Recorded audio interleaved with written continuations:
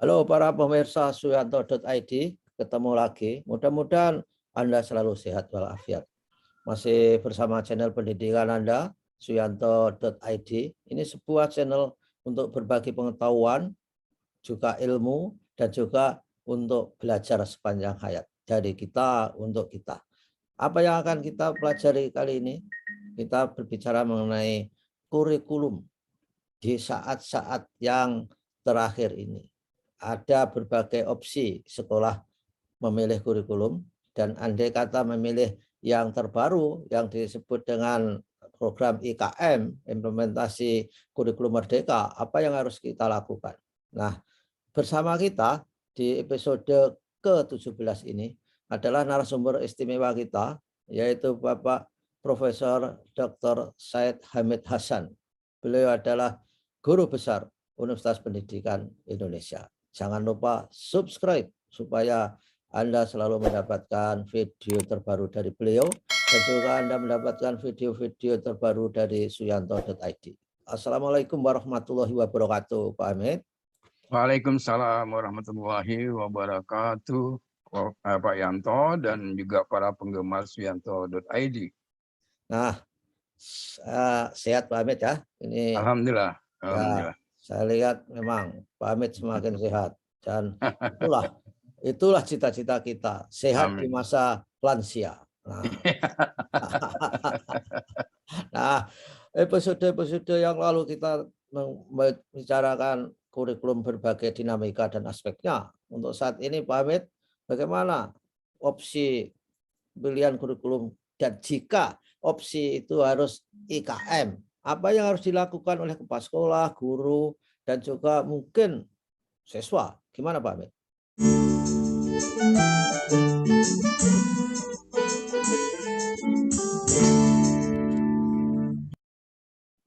Iya, terima kasih Pak Yanto dan para penggemar Suyanto.id.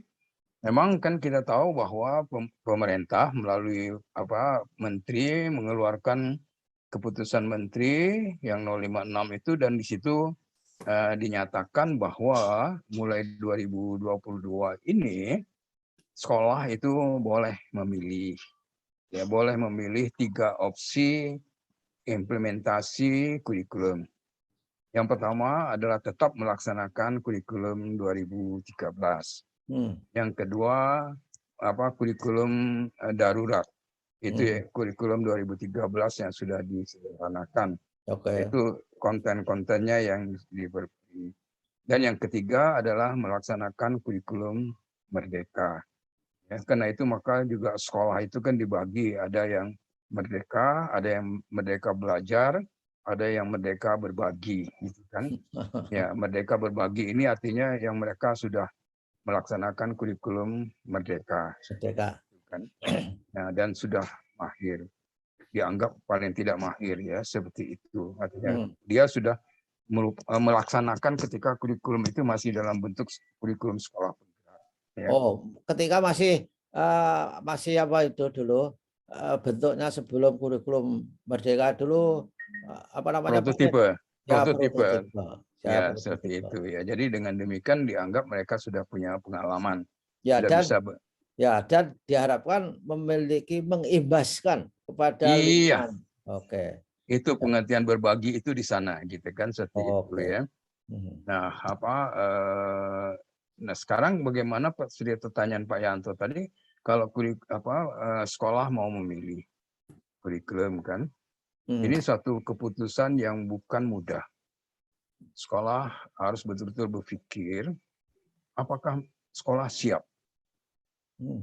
Sekolah siap dalam pengertian kepala sekolahnya siap, pengawasnya siap, ya.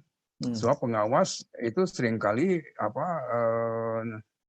bisa berbeda dengan kepala sekolah, bisa berbeda dengan guru, jadi tidak ada satu kesatuan. Dan ini satu masalah yang tidak boleh terjadi lagi gitu ya, ke depan tidak boleh terjadi. Jadi apakah pengawas siap, kepala sekolah siap, dan guru siap? Ini perubahan visi yang tidak mudah. Dan ada keterampilan-keterampilan tertentu yang harus dikuasai oleh guru. Oke. Jadi kalau umpamanya kepala sekolah, pengawas, dan guru ini tidak memahami dan tidak menguasai dan tidak mau berubah, maka ini satu masalah. Karena itu maka sekolah, satuan pendidikan harus memilih apa yang mereka sudah bisa. Hmm, Karena salah satu prinsip implementasi kurikulum ya. adalah kurikulum itu akan baik kalau kita mampu melakukannya. Mhm. Jadi kalau guru belum mampu melakukannya, maka pilih yang mana yang mampu dan yang sudah siap dilakukan, Mhm. seperti itu. Ya. Ya. Jadi kalau memang mereka sudah siap untuk kurikulum merdeka, bagus, silakan. Mhm. Kalau mereka belum siap, mereka sudah siap dengan 2013, silahkan. Kalau Mhm. mereka merasa kurikulum 2013 juga masih harus diperbaiki, perbaiki. Jadi dengan demikian ini suatu hal yang harus terjadi di lapangan seperti itu. Ta- Tapi Karena masalahnya, Prof. Hamid, ketika sekolah tidak ikut ke IKM, itu kan implikasinya kepada subsidi, bantuan, dan sebagainya. Gitu. Sehingga terjadi diskriminasi sebetulnya terhadap perhatian kementerian terhadap sekolah-sekolah, apakah dia comply atau tidak terhadap gagasan untuk mengimplementasikan kurikulum merdeka yang dulu sudah melewati prototipe itu. Nah, kalau misalnya katakan sekolah itu terpaksa karena daripada nggak dibantu, ikut sajalah. Apa Pak Hamid itu sebetulnya yang paling utama yang harus diperhatikan di dalam melaksanakan, di dalam ikut serta rombongan IKM itu? Iya, apa yang Pak Yanto katakan itu juga memang saya dengar Hmm. ya dari para sekolah dan para guru bahwa mereka istilahnya diarahkan. Hmm. Jadi bukan diarahkan gitu ya. Diarahkan. Ya tentu dengan segala konsekuensi yang seperti Pak Yanto katakan tadi gitu kan, Hmm. seperti itu. Karena bagaimanapun kan pemerintah ketika dia mengeluarkan kebijakan dan kebijakan yang disenanginya, tentu itu yang harus paling tidak secara kuantitatif dinyatakan diikuti gitu kan, Ya. secara itu, walaupun mungkin secara kualitas kita masih bisa pertanyakan gitu kan, tapi itu sudah norma yang ada di dalam sebuah kebijakan. Hmm. Nah, ketika umpamanya sekolah harus memilih kurikulum merdeka, maka sekolah harus mengkaji perbedaan-perbedaan dan persamaan-persamaan yang ada antara kurikulum yang dia gunakan, dalam hal ini kurikulum 2013, dengan kurikulum merdeka. Beberapa istilah itu berbeda, tapi sebetulnya ada maknanya sama. Katakan umpamanya kurikulum 2013 mengenal adanya KI, KD. Ya, KI, KD ini adalah untuk mengarahkan, Oke. KI itu untuk mengarahkan semua KD itu, sehingga dengan demikian tujuan pembelajaran bahwa dia mengembangkan sikap religius, sikap sosial, kemudian pengetahuannya yang dia kuasai, keterampilan dia kuasai, dan dia gunakan, karena itu KI 4 ya, KID 4 itu menggunakan pengetahuan yang sudah dia pelajari, sehingga tidak menjadi sesuatu yang teoritik. Nah, ini persamaannya dengan kurikulum merdeka apa? Hmm. Di kurikulum merdeka tidak ada KI, KD. Hmm. Ya, walaupun KD itu secara tersembunyi ada, tapi di kurikulum merdeka yang ada adalah capaian pembelajaran, CP, ya. CP. Hmm. Nah, apa yang ada di dalam capaian pembelajaran itu adalah karakteristik setiap mata pelajaran, ya. Hmm. Jadi umpamanya mata pelajaran, katakan matematika, maka apa mata pelajaran matematika itu? Apa tujuan mata pelajaran matematika? Hmm. Dan kemudian apa karakteristik pelajaran matematika itu? Nah, kemudian apa yang dia namakan dengan elemen Hmm. di dalam mata pelajaran matematika? Umpamanya itu pengetahuan-pengetahuan yang sifatnya uh, matematika skills, keterampilan matematika, logaritma dan sebagainya seperti begitu. Dan Hmm. kemudian ada yang dinamakan keterampilan proses. Hmm. Nah, keterampilan proses, kalau yang tadi pengetahuan dan ini sama dengan isi KI KD 3 Ya. dalam kurikulum 2013 ya. plus minus begitu. Ya, ada yang ini, ada yang ini. Tapi pada mata pelajaran tertentu seperti sejarah itu bahkan saya lihat itu mengerikan. Ya, karena Kenapa? semua materi sejarah Indonesia dan materi sejarah, dua mata pelajaran yang berbeda ini dengan fungsi yang berbeda dimasukkan dalam materi mata pelajaran sejarah. Oke. Jadi dua mata pelajaran digabungkan jadi satu. Matematika juga, matematika yang dulu ada wajib kan, dan kemudian ada matematika untuk bidang pilih minat Ya. ini IPA itu juga. Jadi dengan demikian materinya sebetulnya lebih banyak dari materi kurikulum 2013. Nah, itu yang pengetahuannya yang dinamakan pengetahuan dan pemahaman. Ya. Nah, aspek kedua di dalam capaian pembelajaran itu adalah keterampilan proses. Nah, keterampilan proses ini adalah sebetulnya sama dengan pengalaman pembelajaran saintifik Oke. dalam kurikulum 2013. Ya. Perbedaannya di sini ada yang dirinci. Kalau di dalam pembelajaran saintifik itu mengamati, nah di sini membaca. Oh, ya. Namanya seperti begitu ya. Jadi hal yang lain tidak dianukan, padahal kita bisa mendapatkan ilmu dari berbagai macam, masuk mengamati, mendengar dan sebagainya seperti begitu ya. Nah, tapi oke, membaca. Nah, kemudian nanti waktu pengolahan data, pengalaman saintifik hanya mengatakan pengolahan data, ya, pengolahan informasi. Nah, di sini dirinci mengenai pemetaan informasi, kemudian analisis antara itu dan sebagainya. Jadi ada dua kegiatan yang sudah dirinci di situ. Nah, kemudian komunikasi, kalau di dalam pembelajaran saintifik itu hanya disebutkan komunikasi, anunya bebas, silahkan ya, sama seperti mengolah data tadi bebas, silahkan bagaimana kemampuan anak dan sebagainya. Nah, kalau di sini sudah disebutkan, silahkan anak memilih apakah itu verbal, apakah itu ideografis atau apa, bagaimana bentuk-bentuknya seperti Ya. begitu. Nah, ini persamaannya ya antara kurikulum 2013 dengan kurikulum Merdeka, hanya istilah yang digunakan berbeda seperti saya katakan tadi ya. Nah, tetapi kemudian Ibu dan Bapak juga harus melihat bahwa di dalam proses pembelajaran itu ada perbedaan karena di sana ada proyek. Ya, Ya, ya. sekolah harus memilih proyek.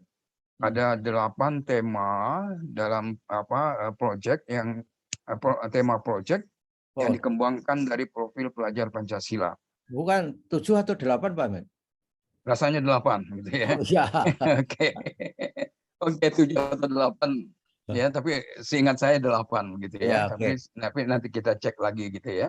Ya. Tapi apapun satuan pendidikan itu harus setiap semester, awal semester, bisa juga awal tahun tentu saja, memilih tema apa yang akan dikembangkan. Ya. Karena ini penting sekali, keputusan ini sangat penting karena nanti materi pelajaran, setiap mata pelajaran yang ditawarkan pada semester itu harus memiliki kontribusi untuk Ya. mengembangkan profil Cek. pelajar Pancasila tadi. Ya. Jadi kalau dengan demikian ini akan berpengaruh kepada modul guru, karena guru harus Oke. mengembangkan modul, bukan RPP. Ya. Kalau RPP itu jelas komponennya, modul itu kebanyakan adalah konten saja. Jadi tidak bicara seperti kalau RPP kan apa tujuannya, apa materi ajarnya, bagaimana proses pembelajarannya, bagaimana penilaiannya. Nah, modul itu kebanyakan adalah materi yang akan diajarkan. Ya. Nah, jadi guru harus mengembangkan modul untuk setiap mata pelajarannya. Ini keterampilan-keterampilan ini harus dimiliki oleh guru. Ya, artinya guru harus mempunyai kemampuan untuk bisa itu. Dan artinya apa? Sebelum semester itu dimulai, sebelum tahun ajaran baru itu dimulai, kapanpun tahun ajaran baru itu, maka materi-materi ajar ini sudah harus tersedia. Ya, Ya. modul-modul itu sudah harus tersedia. Tidak bisa umpamanya minggu depan baru ditulis, itu akan kesinambungan antara satu dengan yang lain nanti akan sukar. Wah. Bahwa Berarti itu sepanjang jalan masih bisa direvisi itu iya. ya, ya. Berarti modul itu kan karena sifatnya kontekstual terkait dengan apa pilihan sekolah terhadap tema pelajar Pancasila diderivasikan dari situ. Oleh karenanya mutlak itu harus merupakan pekerjaan sekolah dan guru, Pak Ahmed ya. Jadi harus Oh ada. iya. Ya. Iya. Jadi jadi jadi memang harus ada biayanya itu. Kalau Harus ada biayanya. biayanya itu. Jadi oleh karena itu kalau itu hanya dikatakan oke lakukan ini itu, tapi syaratnya melakukan ini itu harus Anda punya modul. Nah, modul kalau nggak ada biayanya, saya kira akan macet itu. Sehingga apa yang disebut dengan money follow function itu sangat penting dalam hal ini. Oh iya. Ketika perubahan itu ada. Nah, tentang capacity building misalkan saja, supaya kan tidak cukup uang saja. Kalau punya uang dikasihkan kepada orang yang nggak tahu kan juga nggak ada artinya, nggak jadi modul itu, Nggak jadi. jadi modal modul itu. Iya. Nah, oleh oleh karenanya kan perlu capacity building, perlu pelatihan, pendampingan. Saya kira itu merupakan saran kita, Pak Ahmed, untuk kementerian. Gimana menurut Pak Ahmed? Ya, jadi memang harus ada biaya khusus. Ini sudah mulai dikeluhkan Pak Yanto. Jadi bukan hanya pikiran kita, tapi sudah mulai dikeluhkan oleh para sekolah sampai dia mengatakan, Pak, kami ini sekolah swasta. Kebetulan yang mengeluh itu kan sekolah swasta. Ya, dan sekolah kami itu bukan sekolah bagus dalam pengertian biaya, dalam pengertian dana gitu kan ya. Bagaimana kami bisa menyediakan dana untuk hal-hal yang semacam itu? Ya, jadi dengan demikian itu ya saya ketika diberi pertanyaan seperti itu saya katakan ya saya kena bukan pengambil kebijakan jadi saya nggak tahu juga bagaimana. Paling ya Pak Ahmed, saya doakan ada dana. Ada dana. Ya, so kalau saya katakan nanti kita kan karena saya harus membuat alokasi dana dari mana. Tidak ada power di situ kan tidak ada kekuasaan. Jadi Ya, ini harus difikirkan konsekuensi seperti kata Pak Yanto tadi. Kalaupun dia punya mobil itu maintenance mobilnya itu bagaimana? Ya biaya untuk itu ya. Dan ini kan modul itu diharapkan kan setiap tahun itu bisa ada perubahan. Karena ada perkembangan di sekitarnya dan sebagainya. Jadi ada input baru, materi baru dan sebagainya seperti itu ya. Sehingga dengan demikian bisa ini. Nah, kalau guru mampu menulis modul dan ada biaya, ini seperti yang dilakukan oleh Finlandia. Ya, untuk SMA itu buku-buku pelajaran itu ditulis oleh guru masing-masing untuk sekolah itu saja. Nah, tapi ini sekarang kan mampu tidak setiap satuan pendidikan. Kalau di Finlandia itu memang mereka punya dana untuk itu ya. Itu. Memang di Finlandia berlaku tadi money follow function. Kalau di kita sebaliknya function follow the money. Jadi fungsi-fungsi modul itu diberi constraint dana. Jadi kalau dananya nggak ada ya terjadi penyesuaian. Adjustment supaya memprogramkan rupiah lah gitu istilahnya. Apa yang ada itu dibikinkan gitu. Ya baiklah Prof. Hamid, saya kira kita sudah menginspirasi guru kepala sekolah dan sudah memberi suara masukan kepada kementerian. Mudah-mudahan ini menjadi feedback loop bagi pemerintah dari suyanto.id dan harapannya ke depan semakin baik kurikulum, semakin berterima dan sekolah semakin bisa melaksanakan. Terima kasih atas kebersamaannya dengan Suyanto.id, Pak Ahmed.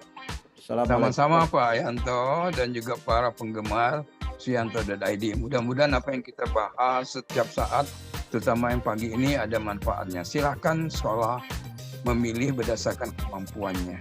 Walaupun tadi ada arahan-arahan seperti itu, yang harus kita ingat adalah kepentingan anak didik. Dan guru mampu melaksanakan. Ya, baik. Betul. Assalamualaikum warahmatullahi wabarakatuh. Waalaikumsalam warahmatullahi wabarakatuh.